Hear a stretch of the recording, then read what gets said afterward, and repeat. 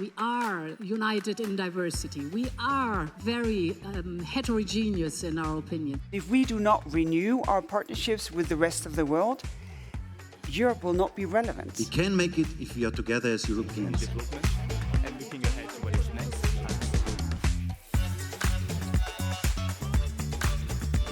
Do you genuinely believe that countries will manage to reach these very ambitious targets?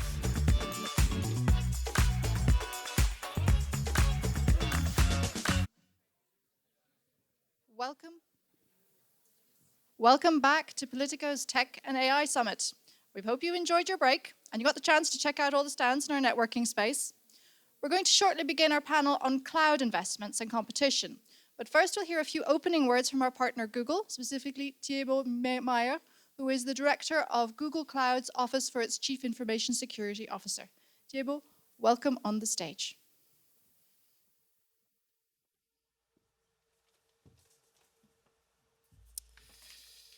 Thank you, Aoife, and thank you, Politico, for organizing an event on such important topic as AI and technology, and letting me share with you what is our vision at Google on these topics. With the rise of AI, Europe is really at the technological inflection point. AI has the ability to boost EU competitiveness and to tackle new challenges, like the discovery of new medicines or advanced decarbonizations. To be clear, AI will not replace human. However, it can improve productivity and give more free time to people to focus on really creative and intelligent endeavors. Artificial intelligence is at the core of Google's strategy for several years. Back in 2017, we published a paper called "Attention is All You Need." And that was really the beginning of the transformer technology, which is still at the core of every generative AI solution today. Of course, we are still improving our model, our Gemini model. We are still investing in AI. Last February, our CEO, Sundar Pichai, was in Paris to inaugurate a new AI hub, which will host around 300 researchers and engineers in artificial intelligence. AI is top of the mind for lots of people. However, there is a real difference between seeing opportunities in AI and actually being able to use AI to drive values, competitive advantage in firms, to have real improvement in research centers, and to improve public sector. To do so, theory is not enough. You also need an infrastructure. That's why at Google, we're also focusing on the development on our cloud infrastructure. We have now 12 regions in Europe, and soon a new data center here in Belgium, in a region near Valenciennes. And over the period 2019 to 2024, we will have been invested over $5 billion in data centers in Europe to bring critical computational capacities to individuals, to businesses, and to public organizations. However, that's not enough. We need to step one step further. And we need to make sure that these AI applications and solutions are trustful.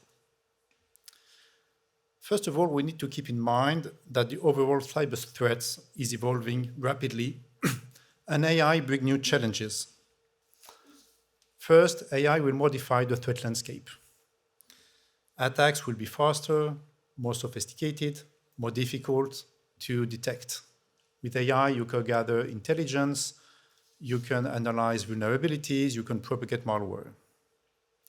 On the other hand, it's also a highly valuable tool for security teams and defenders. You can automate repetitive tasks, you now have the ability to scale, and you can respond more efficiently to incidents and lower the impact. And AI is a key benefit for both public and private sector. And in order to build trust in our AI models, in our AI solutions, when I said we, it's globally, we need to keep investing in security and security of artificial intelligence. And Google plays its role there. We published a few time ago the Secure AI Framework, which helps organizations bring security controls into a consistent overall cyber strategy. And there are other initiatives going on with other organizations and standard setter bodies. With AI, and as well with the other cyber topics, we need to promote open security, to rely on open standards, and to break down silos. With AI, we are now in a fast-changing regulatory landscape. At Google, we believe that AI is too important not to regulate, and we really commend European legislators for the hard work reaching a final agreement on the AI Act. And beyond this regulatory requirement, it's important to remember that when we developed AI solution, we must keep human at the center of this solution and embrace responsible approach. We published in 2018 Google AI Principle, stating that we should develop AI to help improve people's life, addressing social and scientific challenges. And we also need to embrace important value, transparency, privacy, and fairness, and do not forget about education. Let me leave you with that. We have in the EU ambitious objective for the digital decade by 2030, in particular in cloud adoption. However, the target of 75% of cloud adoption will probably be missed. We have several challenges here at stake: AI, infrastructure, security, trust, transparency. And with all these challenges, no single organization, and even not Google, is able alone to face them all. Indeed, we need to work together to rely on the ecosystem to support European startups that will be tomorrow's champions. This share fate model is really at the core of our vision, and we offer to partner together to close these gaps. Thank you very much for your attention, and I welcome Eddie Zancourt for the next panel. Thank you.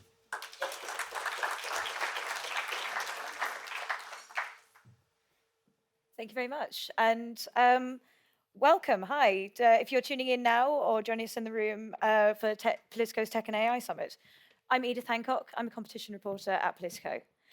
I am told that I need to do some scene setting, but I actually think Thiébaut did a very good job there of explaining some of the concerns that people have in the cloud sector. I think I read a stat from the European Commission late last year, at the end of last year, around 45% of EU enterprises had purchased cloud software, and it's a markup from previous years, but it is still quite a long way off the 75% target that the EU wants to reach by 2039. So these are the topics I'm going to be talking about today, and joining me today is Kenny Fernandez, President of the Spanish Competition Authority, Renato Nicolai, Deputy Director General for Communication Networks, Content and Technology at DG Connect within the European Commission, and Claude Rappaport, Chairman of the Board at Beltog, and I do apologise if I've butchered any names there.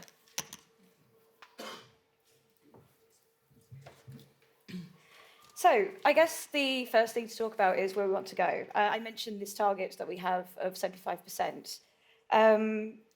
Do you think that we're on track for this? I think this is a good question for the regulators here. Do you think we're on track? And why is it important that we get there?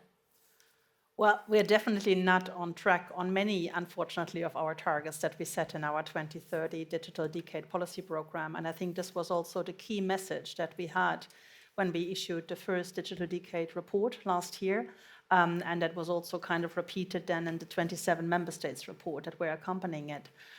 So I think there was a reason why we agreed on these targets, because it's really about whether Europe, is kind of gaining speed and becoming a leader in the digital transition also in the future, as we were in earlier kind of versions of it, or whether we missed the boat.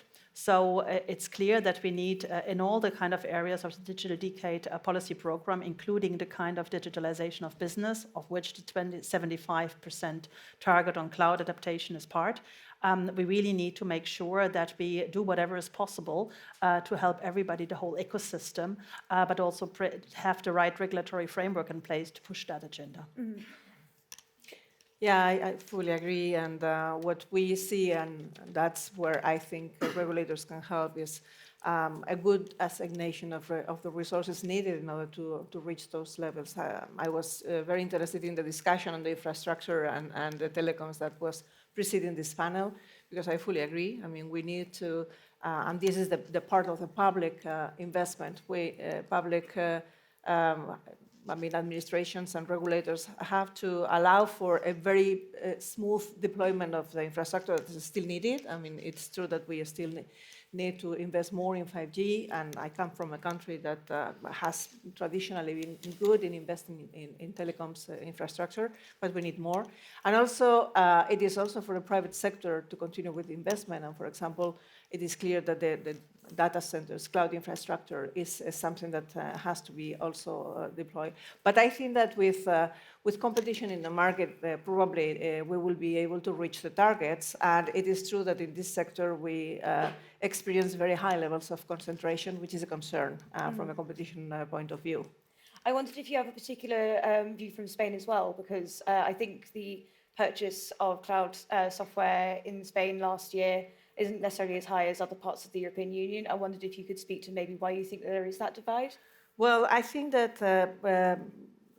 we are moving towards the cloud services maybe in a speedier way. I would like to say that it has to do something with the digitalization or the encouragement of digitalization of our SMEs that has been done lately with the digital kit and other instruments. But the truth is that, we are experiencing many requests and many demands on the data centers all over the territory. Maybe it has also to do with the fact that we are having very low energy prices, and as you know, these centers are huge consumers of energy, so that's a reason for concern. But in any case, what we see is, as I was saying, this high level, very, very high level of concentration, and that is why we launched it, in fact, yesterday. We approved at the full chamber yesterday the launching of our market study in cloud services. We started a study in November analyzing which could be the problems for such a level of concentration, and we launched it yesterday in order to better understand the market. I can elaborate on that if you want later on. Yeah, I'd love to elaborate on that later. There's quite a lot of reports and studies being made into cloud at the moment, and it's really interesting to see how they all play out. But I also wanted to kind of delve into you guys mentioning investment and how that and what that's supposed to look like and stumbling over my words, in order to foster this more integrated cloud community. So, yeah. Well, I think this is the rationale of the White Book, really, to kind of, put together for the first time in a holistic way what would be needed to really have an ecosystem for a future-oriented digital infrastructure in the EU. And I think when you're trying to look into that, you really have to take into account the technological kind of developments that we are seeing. And that's that, the classical communication networks and the kind of the digital infrastructure elsewhere is kind of merging. So network meets clouds. That's how you can kind of, describe it. And in order to address that, we really need to build also the infrastructure of the future. We have a huge investment need. We have kind of studies that kind of demonstrate that we are short of around 148 billion, to meet the targets that we have set for 2030. Public investment is nice. There are member states who are using well the Recovery and Resilience Facility, for instance, but it will never kind of, fully match it. So we have to kind of set incentives to have the sectors being attractive, to kind of, be attractive for investors so that they can be participating in that huge investment that we need. And that's why we really need to look at that in this kind of, merged way. This is a huge opportunity for new business models for many of the players, and kind of creating also new ways of cooperating in that kind of, more merged reality of the classical communication world with the classical kind of, digital world. Mm-hmm. Cool. I'd be really interested to get the industry view. Where do you see industry struggling here? Well, I do confirm that the movement to the cloud is not accelerating for the time being, and there are different reasons for that. Some you just named, but also from the point of view of the business users, of the companies. Beltuc is a Belgian association of CIOs and digital technology leaders, and we work together with the French organization, SIGREF, the German voice, and the Netherlands CIO platform. And our 2023 survey covers 1,200 organizations, and we had questions about the cloud. First question, do you have concern for moving your data in the cloud? 51% yes, 49% no. So half is okay, but half has questions. Next question was, what are you concerned about for putting your data in the cloud? And the first point was confidentiality, especially if you put the data outside of Europe. And then the question was, is this worry, is this concern justified? And the four associations made analysis of the clauses of the provider's contract. We made ranking, we made details, we made examples, and we produced a report, 11 fair principles for the providers. And about confidentiality, our message is rather simple. The customer should remain in control of its data, the data uploaded and processed by the service. It seems an evidence. Well, it is not. It is not because in most providers' contracts, you find a clause that says that the liability of the provider is limited to 1 year of fee if he breaches the confidentiality of the customer data. It seems incredible, but it's written in the contract. So this means for a customer, how can he be sure that its data will not be read by the provider, perhaps just for giving food to the AI system? If the maximum cost for the provider is 1 year of fee, which is nothing compared with the value of customer secrets. So there are things in the contract that could be improved. And we believe that if the provider addresses this issue, well, more companies will not more be afraid going to the cloud, and you can convince them to come. I'm very interested in what you say about security, and I wondered if, so obviously there are three major players in cloud, AWS, Microsoft Azure, and Google. Do you think that's an issue? A question to all three of you. Okay, well, yeah, I think it is an issue. And I think it is an issue because when you have high concentration levels, I mean, probably you are not having all the options that you need. Or if you allow for new entrants to go in, maybe, for example, confidentiality could be a parameter for competition, and then you could have a solution that could be more attractive. And that is why, in fact, we really need to analyze which are the factors that are leading to this high level of concentration. It is just a question of first-in advantage, or there are barriers to this. And that is why, in the public consultation, we are dealing exactly with that. I mean, we are trying to do a first assessment on how the market is functioning, but then immediately we are concentrating our questions on the barriers to entry for new entrants, new providers of cloud services. Then we go immediately to the migration to the cloud services and the switching to suppliers in order to see which are the problems that companies are experiencing. Then we go to the commercial conditions. There are a lot of questions on the commercial conditions, the egress fees, and many other things that we've seen in this preliminary assessment that we've done that could make this difficult, alongside interoperability issues, of course. And then we wanted also, and this is something that we in Spain, we are taking care, I mean, it's one of our priorities as competition authority, public procurement, because between 11 and 20% of our GDP is triggered by public procurement. So there is a section in our public consultation about public procurement in cloud services and cloud services, how is this working? So what we expect with this is to have a better view of which are the actions that are needed in order to open up a little bit the market and not to have only 3, but more providers. It's not that those that are doing a bad job. No, on the contrary, I think it is on the basis of the percentages that we want to achieve for 2030. I think we need more. I think we need more, and we need more options and answering to the requests of the industry as well in issues as sensitive as, for example, confidentiality of that. So in Spain, clearly it's an issue. At the EU level, do you think? There isn't any magic number on, how many kind of cloud providers one would need, but there is an issue if there is a tendency of locked-in systems. And I think that's what we kind of, saw, also what kind of is repeated, that is a trust kind of, element that can also prevent kind of, business, for instance, from going into the cloud. And then there's, of course, also quite an interesting kind of, and if you think about the next digital kind of transition steps, and if you think of the ideal combination of data and cloud and AI and connectivity to really, have all that kind of, ready for the next tech revolution, you also want to make sure you're well equipped, as the EU to kind of, offer the best kind of for citizens and businesses. So I think we have the competition law to deal with, any kind of shortcomings that an abusive market power could represent.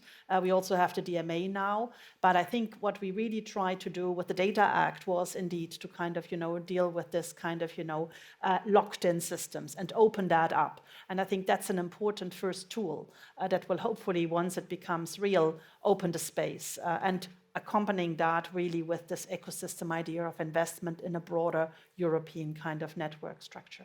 I really want to delve a little bit deeper into the legislation in a bit, but I promised that we would talk a little bit more about the competition, the cloud consultation and the study that you're doing. Right. This is something that I'm seeing as a pattern across the EU and in the UK as well.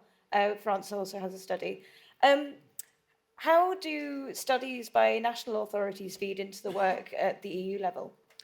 I'm not representing DG competition here, but of course, talking from experience, from my work in the European Commission, of course, this is always very valuable, and I think that doesn't necessarily mean that it's already the preparatory step for an action at the EU level. The EU level has taken action also in that field, as you know very well. But I think, to have the kind of, the dedicated assessment in individual member states can only be useful, I think, at this stage. So, but of course, we are observing that very, very closely. And there is anyway, and in a competition policy, a very regular exchange between the kind of the European level and the national competition authorities, as we have it also in other policy areas. And Kelly, how do you work with, do you work with other national authorities? Of course. We work, inside the EC and the European Competition Network, it's a constant exchange of experiences. The European Commission, I think, has done a very good job in putting in place a network that is really working, multiplying by 27 what the Commission is doing at the European level. And we are aware of the work done, for example, in France, also in cloud services. Our neighbors in Portugal have been dealing with AI. We will be having next week on Monday and Tuesday the ICA meetings that's also incorporating the EFTA members plus the CMA of the UK, and we are going to be discussing these issues as well, because the CMA also undertook a market investigation on this. So yes, we are learning from each other, and we are putting in common all the experiences that we get, and it is done on a very regular basis, because we meet. It's not only that we meet, in person, that we do as well. It's good for the network, but also that we are constantly exchanging information and working together. Yeah. What do you think is the most important or the most useful thing that you've learned in those exchanges? Well, sometimes, when we face similar challenges, it is very good to multiply the potential answers. But sometimes others are advancing the challenges that you will see later on. So I think it is a multiplying factor, yeah. That's really interesting. I wanted to move on to the legislation aspect as well. So we do have the DMA, which gatekeepers have had to comply with by March 7th, although there aren't any cloud core platform services designated yet. As you mentioned, we also have the Data Act, which by the end of 2025 should give us a little bit more of a clearer framework. So With these two pieces of legislation combined, what improvement could we potentially see in the market in a few years' time? And this is also a hypothetical if cloud does become designated under the DMA in future. I would underline the importance of the Data Act, really for, opening the space for a truly European data market. That was the philosophy behind the data strategy. That's the main objective of the data market. And that's why it also has an important cloud chapter that deals with the locked-in kind of, structures, that kind of facilitates the switching, that deals with the egress fees, that really kind of wants fairness in the contracts. So I think all the issues that at the moment kind of in the market are preventing, this uptake that we want to see. And also this flexibility and this choice, which would, of course, kind of be good to have the right kind of trust level, to have the right mix that you want to design for your customers to then go into the cloud adaptation. So I have high hopes that, by kind of opening up for different contractual models on the basis of the Data Act, we will see a big change. We are preparing this quite well. There's already an expert group. This is one of the pieces of legislation where we have to be proactive from all sides to really tell the story, to tell the sectors, to share with the markets the opportunities that they have, because it's an enabling legislation that could really kind of, really kind of deal with this in a massive way. The DMA will kind of be looking at the cloud as well. It's only been there for a while. We already kind of, as you know, designated, a lot of, systems and 6 gatekeepers. We already kind of took decisions on the 25th of March on opening investigations. But, we are kind of in discussions on what to do on cloud. There are possibilities on quantitative kind of designations or qualitative designations after market investigations. I cannot reveal you at the moment the outcome of our discussions, but I would see, because your perspective was a little bit more, midterm, that could very well come on the radar next to kind of, the very valuable kind of discussions that we are having in the proper competition law as well. That's really exciting. That sounds like it's going to be an exciting few months. Maybe with a kind of, more than 3 months perspective on that, I would say. Claude, what do you want to see smaller players benefit from these rules coming in? Yeah. Well, I really think that the Data Act will be a game changer. And I explain you why. What's the situation on the market? You asked, you are worried because there are only 3 big players. Well, there are 3 big players and there are smaller players. And at the moment of decision to go to the cloud, you have the choice. So it is not monopoly. You really have competition at that moment.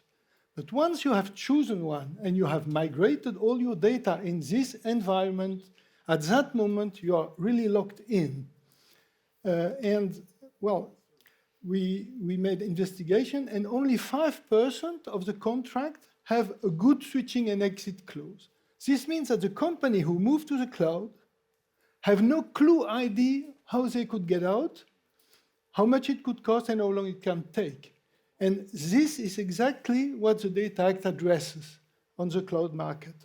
Because there is Article 23 about removing obstacles to effective switching, and Article 29, gradual withdrawal of switching charges, which are exactly the practical problems. But you always have the problem of migration. Migration is always complex. But if you add the licensing cost, if you will add the cost of moving the data, it becomes really millions, might be millions. So it's not payable. And the Data Act addresses this specifically. And this is why, but it will only happen in September 2025. And so what we hope is that the providers, who are perhaps in the room here, that they might add a switching and exit clause in line with the Data Act terms from today on and propose export and transport tools to the customers so that more companies will not be afraid to go to the cloud because they know how they can move after that. And for the competition on the European market, this would be very good because not only someone from Amazon can go to Microsoft, can go to Google and vice versa, but if the market opens, also European companies can more easily jump in. So we really would be happy if that could happen. But what do you think is missing? Do you think there are any gaps that need to be closed that the existing regulations that have come in haven't quite met?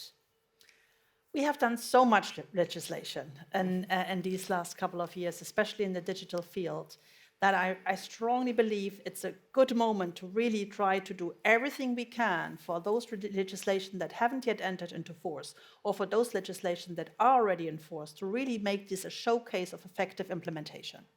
I think that's something that we owe to the general public, to the citizens, and to businesses. I think you're seeing that already quite a lot on the DSA and the DMA, effective enforcement from day one. And I think that's what I said, and I would echo that, gestures already on the data on the cloud market, and we have seen announcements from some of the hyperscalers that they would kind of deal with the switching fees. That's very good, these announcements, and that's also very good to see that would be a global kind of policy. So if we can, with the Data Act kind of regulation, also kind of inspire a fairness on the global stage, that's even better. So I would at this stage not say that something is missing, but I would rather say let's kind of roll up the sleeves and really be partners in the effective implementation. This is a job to be done together. And here we need to be very close to the business side, especially when it comes to all the kind of enabling kind of legislation. And a lot of what we have done, AI Act, Data Governance Act, is actually opening space for contractual solutions. But they will not come if we're not telling the story, if we're not partnering up, if we're not supporting with guidelines, with active kind of, proactive attitudes also from the side of the institution. Mm-hmm. Kenny, do you think there's anything at the national level in terms of regulation that might need to be done? And whether, do the rules that are at the EU level meet the demands of Spain, for example? Well, I don't think that there is, at this stage, I don't think that there's anything to be done on regulation, because as a principle, regulation should only be applied when there is a justification for it, and it has to be proportionate. I mean, we see every single day, in particular SMEs. Spain is a country of SMEs. 98% of our industrial tissue is SMEs, and 68% of our employment contracts are coming from SMEs. So and we see them struggling with legislation all the time. So I think one size fits all could be good, and if at the European level everybody has been finding common standards, so be it, and I think that's the way to go. Mm-hmm. In fact, and for example, for the deployment of cloud services, data centers, and so we are trying in Spain to be much more straightforward in all the permitting, and as we've done with renewables as well, and still we are struggling. So more regulation has a risk as well. What I think, and I fully agree with Renata on this, is that we need now to implement it. And in order to implement it, member states have a role to play, and governments of member states have also a role to play. We need the means. I mean, for example, we've been recently been appointed the digital service coordinator for the DSA as well. We are in the high-level group of the DMA, so I think as an authority we have a very good view of everything that's going into the market, but we need means. And the 27 member states that have been very much in support of this legislation now have to deliver as well, and have to provide for the means for a good implementation. So the time is now for action. So that would be a message. No more legislation at national level, but give us the tools in order to be able to effectively implement and apply the rules at the European level. That's certainly something I'm hearing across the board, implementation mode fully in. Claude, where do you think there are gaps that you might want industry? I know that you said that there's a little bit of a time lag with the Data Act, but is there any kind of legal text lag as well? Yeah, well, two things. One is we hope that implementing the Data Act will be faster than implementing GDPR. GDPR is now 8 years old, and it came out without implementing text, without clauses, suggestion, and all that. And I think the Commission has learned from that and is working on standard contractual clauses aligned to implement the Data Act. So we hope that the providers, and we see the most important are American providers, and I suppose also American lawyers, that they will have the will to implement it and not to fight against. Because if they try to take more time, it will take more time. So this is one very important. It is not gap in the Data Act, but gap between the reality on the market and the intention of the Data Act. There is today a very big gap. The four associations made also a list of unfair clauses in the provider's contract.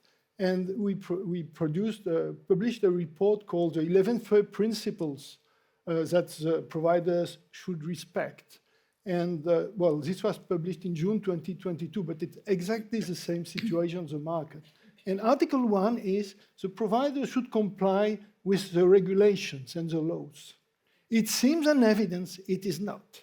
So this is one. The second was about confidentiality. The third was about avoid commercial and technical lock-in. So we talked about that already. I will not make you the long list because you have unbalanced clause, the unilateral changes, licensing, price evoluting abnormally and all that. But, you can find the document on the website of Beltec. I'm sure there'll be a few people doing some reading later. But yeah, I did want to talk about what you think best practices look like, but also what maybe are aspects that are really hindering people. We talked about contractual clauses earlier in this panel. How bad do you think that how bad are they really, do you think? I think they can be extremely important, especially if you think of, SMEs, who are kind of, finding it hard because harder than maybe bigger business, because they don't have traditionally big compliance kind of departments to kind of, get ready for everything that comes their way. So here, helping hands, with standard contractual clauses can be very useful.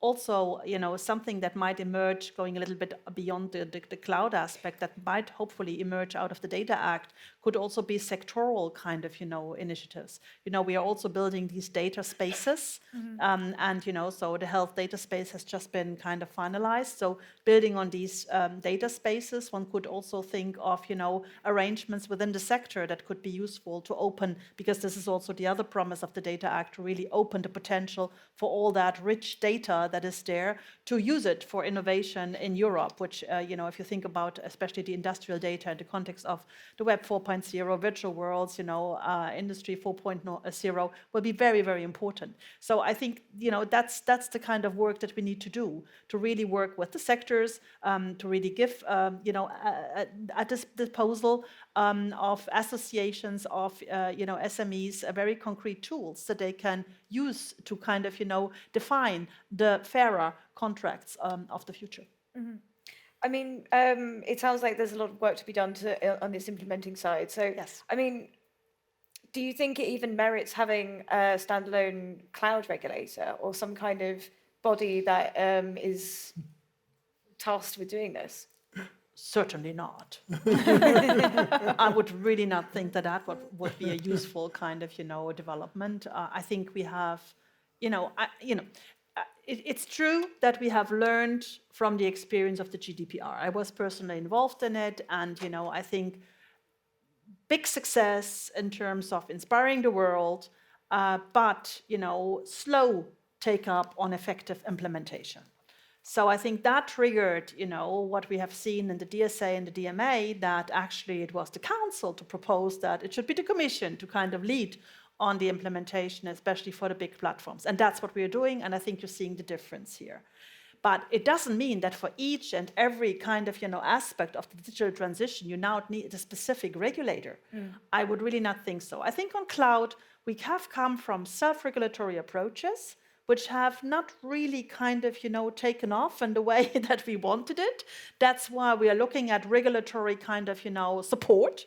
That's the Data Act with the cloud chapter. That's the kind of competition law as always. That's also potentially the DMA. So, and we take it from there. And there are kind of, good structures to effectively enforce these aspects. So we don't need a specific cloud regulator, certainly don't. And DG Competition, with the new regulation like Data Act, might use the Data Act to handle cloud problems on the market. So I think there are administrations that are empowered to handle the law, the regulation did not exist, so they couldn't do much, because if you have 3 actors on the market, it's not monopoly. So the monopoly rule, do not apply just. So they needed another regulation to handle, and now it's there, it will be there, and so we hope it changes the world. Great.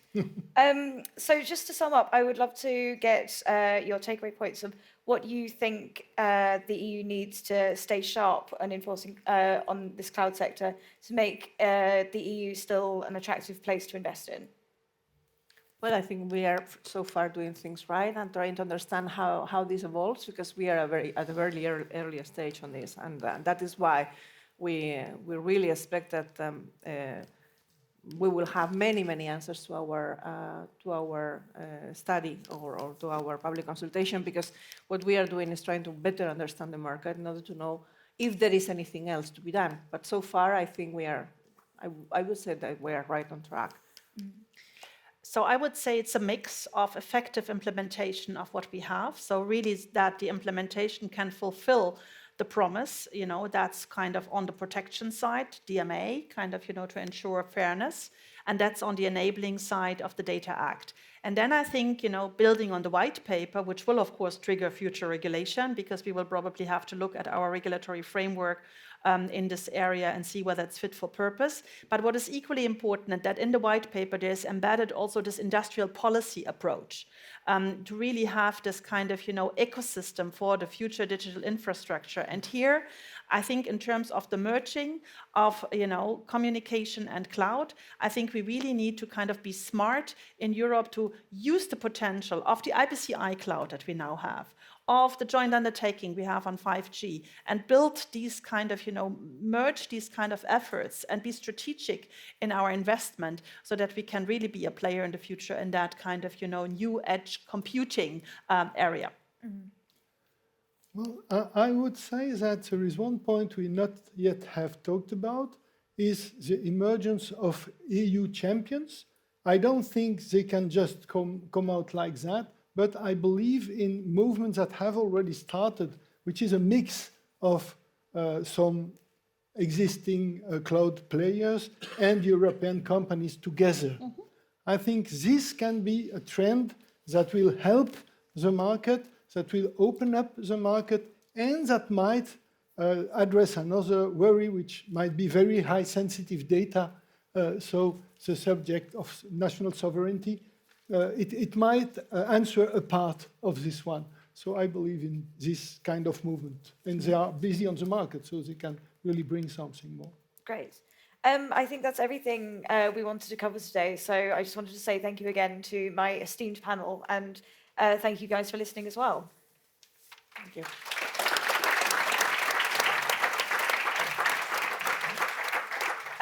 Now, you guys are free to go, but I would just I just remind the attendees that you should remain seated, because the next session is going to take place after a little quick stage change, and my colleague Clotilde will be moderating a fireside chat with Vera Jourova.